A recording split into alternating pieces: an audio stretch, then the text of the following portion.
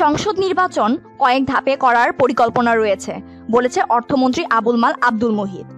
পর্যাপ্ত আইন শৃঙ্খলা বাহিনী দিয়ে একাদশ জাতীয় সংসদ নির্বাচন কয়েক ধাপে অনুষ্ঠানের পরিকল্পনা করা হয়েছে বলে জানিয়েছেন অর্থমন্ত্রী আবুল মাল আব্দুল মুহিত। শনিবার দুপুরে টাঙ্গাইলের ভারতের শরী হোমসে এক অনুষ্ঠানে যোগদানের পরে সাংবাদিকদের প্রশ্নের জবাবে তিনি একথা জানান। অর্থমন্ত্রী বলেন, একাদশ জাতীয় সংসদ নির্বাচনের ৩ মাস আগে বর্তমান মন্ত্রী পরিষদ ভেঙে দেবেন প্রধানমন্ত্রী শেখ হাসিনা। চলতি সংসদে যে সকল দলের প্রতিনিধিত্ব রয়েছে শুধু সেই সকল দল থেকে প্রতিনিধি নিয়ে নির্বাচনকালীন নতুন মন্ত্রী পরিষদ গঠন করবেন তিনি। বর্তমান সংসদে বিএনপির কোনো প্রতিনিধিত্ব না থাকায় নির্বাচনকালীন ওই মন্ত্রিসভায় তাদের কোনো প্রতিনিধিত্ব থাকবে না বলেও জানান তিনি।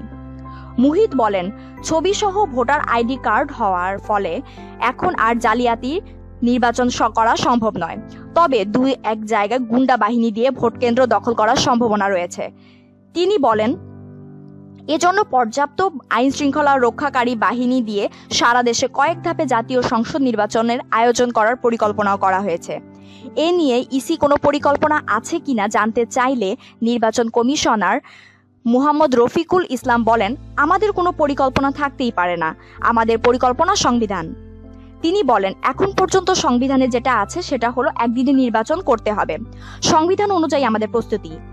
অন্য কে কি বলল এ ব্যাপারে আমাদের কিছু জানা নেই, সংবিধানের বাইরে কমিশন নেই। ইসি সচিব হেলাল উদ্দিন আহমেদ বলেন, এই বিষয়ে আমাদের জানা নেই, নির্বাচন একদিনেই হয়, একদিনেই হবে। ধাপে ধাপে করতে হলে সংবিধান সংশোধন করতে হবে। আগামী সংসদ নির্বাচনে 3 আসনের সকল আসনে একদিনই নির্বাচন হবে। ভিউয়ার, আপনারা কি চান? নির্বাচন একদিনে হোক নাকি ধাপে ধাপে কয়েকদিন হোক, এটা চান? আপনাদের মতামত জানান আমাদের কমেন্ট বক্সে। রাজনীতি সহ সকল খবর পেতে আমাদের চ্যানেলকে সাবস্ক্রাইব করে আমাদের সাথেই থাকুন।